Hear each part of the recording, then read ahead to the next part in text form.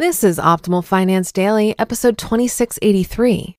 2 Huge Reasons Why Your Career Matters by ESI of esimoney.com. And I'm your host and personal finance enthusiast, Diana Merriam. Welcome back to Optimal Finance Daily, where I read to you from the best personal finance blogs on the web in about 10 minutes or less. And with that, let's get right to it as we optimize your life. 2 Huge Reasons Why Your Career Matters by ESI of esimoney.com. There are many aspects to growing and managing your career, and we'll discuss those during the life of this blog. Today, we'll focus on why you should take the time and effort to focus on your career. There are many reasons to do this as well, but from a financial standpoint, the key ones really boil down to 2 massive reasons. These are: 1, your career is your biggest financial asset, worth millions of dollars. And number 2, if you take the right steps, you can make it worth millions more. Let's look at each of these in detail. Your biggest financial asset, worth millions of dollars. Your career is a multi-million-dollar asset. Consider the following. If you begin a career today, starting at $40,000 and average 3% pay increases over a 45-year career, you'll make over $3.7 million during that time. So unless you have very low earnings or very little earning growth each year, your career is a multi-million-dollar asset. What other asset do you have that's worth almost $4 million? The truth is that you probably don't have any financial asset that's worth more than your career. Not unless you inherited a fortune or business or have saved over decades, which was enabled by your career. For the vast majority of us, our careers are by far our largest financial assets.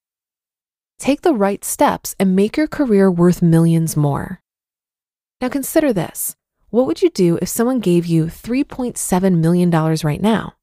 My guess is that you'd spend a lot of time managing it, protecting it, and growing it, right?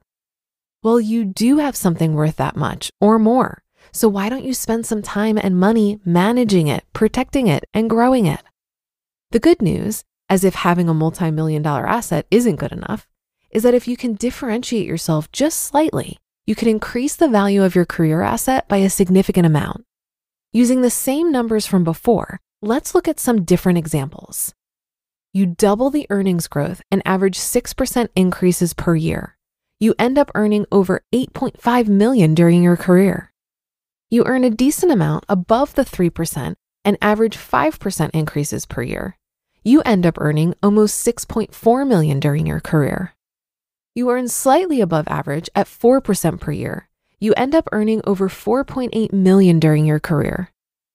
Even if you only earn 1% more than average, you end up with over $1 million more. And if you do a bit better than that, you can literally earn millions more during your lifetime. So doesn't spending some time, effort, and money on developing your career sound like a great financial investment? It does to me. Think it can't be done? I shared previously that I've averaged over 8% per year for 25 years.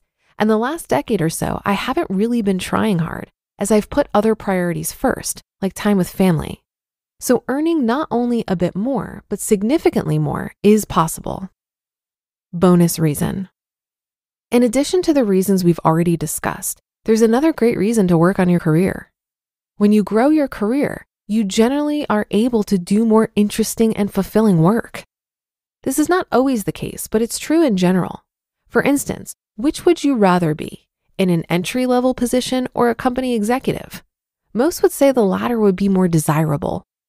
Having work you enjoy is a side benefit of growing your career. Never too late. I want to address the people who think it's too late for them. You may be 20 years into a career and think that this post is not for you, that it only holds true for those at the beginning of their career. I have a couple thoughts for you. If you start taking the steps to grow your career now, no matter where you are in your career, you'll make more than you would have without doing anything. And sure, an extra 1% over 40 years is better than an extra 1% over 20 years. But an extra 1% over 20 years is better than nothing extra over 20 years. You just listened to the post titled 2 Huge Reasons Why Your Career Matters by ESI of esimoney.com, and I'll be right back with my commentary. Have you been using Mint to manage your finances? First, the bad news. Mint is shutting down. And now, the good news. There's a better alternative. Our sponsor, Monarch Money.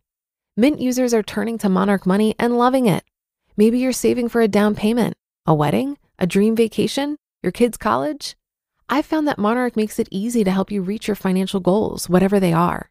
I definitely wouldn't be able to allocate my finances or plan as clearly without help from Monarch.